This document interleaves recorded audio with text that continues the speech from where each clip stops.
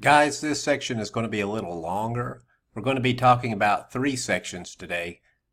Custom interval mode, custom interval, custom setting, and indice multiplier.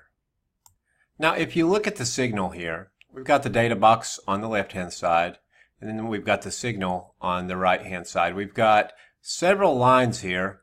These are all strike lines. And then wherever it stops, that is our expiry right there. So if the signal comes out and it stops on the same bar, the signal will come out at the open of the bar and close upon the close of that bar. So this signal right here would have been a winner because it closed up or above the ATM line. Now ATM stands for at the money. ITM, or if you're going to buy underneath where price is, those are in the money buys. If you're going to buy above where price is, those are out of the money buys. These are going to be cheaper, and these are going to be more expensive. So, what if we want to remain on this signal, which is an RSI signal? I don't know what the settings are, it doesn't matter. What if we want to remain with this signal, but we just want to look at a different expiry? Well, if you will remember a few sections ago, we can change our expiry here. Let's change it to 4 p.m. expiry every day. Now that signal expires at 4 p.m. every day. It changes our win rates, and it changes our our maximum win and our maximum consecutive loss rate. But what if the strikes do not add up for our platform? Well, you can go in here and we've got strikes built in. Right now they're set to custom. If you set them to custom, every strike will be 10 pips apart if you've got it set to 10 right here. Custom interval, custom setting above in pips. So if you got it set to 10, this will be 10 pips apart. But I want you to look at something. Here's 10 pips on USD yen. Here, let me find one. Here is 10 pips.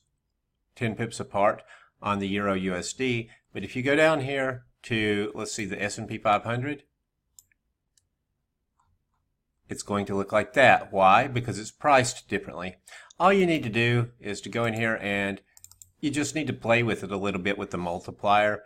If that's too small, let's try it 10 times larger.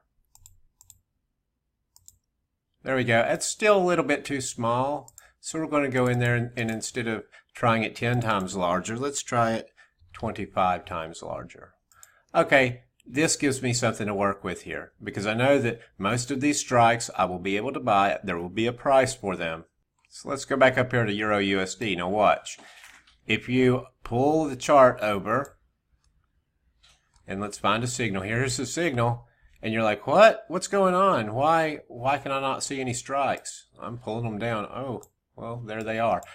You have to remember to change that back. You change the multiplier to 1.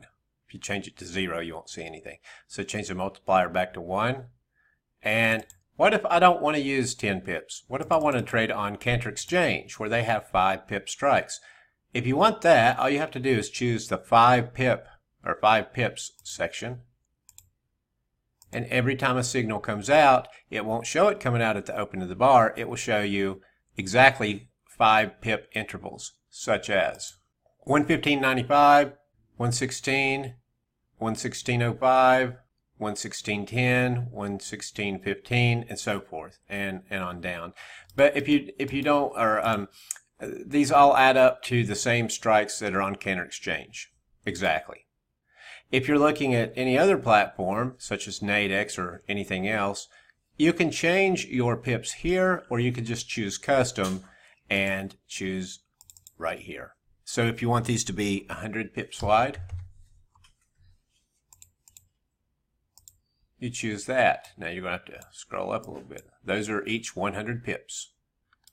If you want to change 100 pips, and let's say we want to look at, not daily at 4 p.m., we just want to look at 27 periods or 27 hours.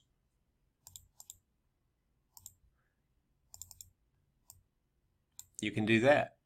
So play around with the strikes and the expiries.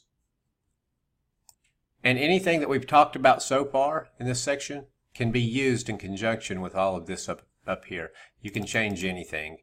You can change that to that. You can change that to that. Expiry duration, we want 3 p.m. If you've got it on 3 p.m., then this one is null and void. It doesn't even work. Outcome based on touch. I want short only. I want a custom interval mode, or no, I want a 50 pip interval mode. Okay, we can't talk about this yet. We'll talk about that in the next video. And then we just put it all together. It crunches numbers and spits it out. There you go. Now, whatever that was is probably just a crappy trading strategy, and that's why we have a bunch of zeros, but it still works.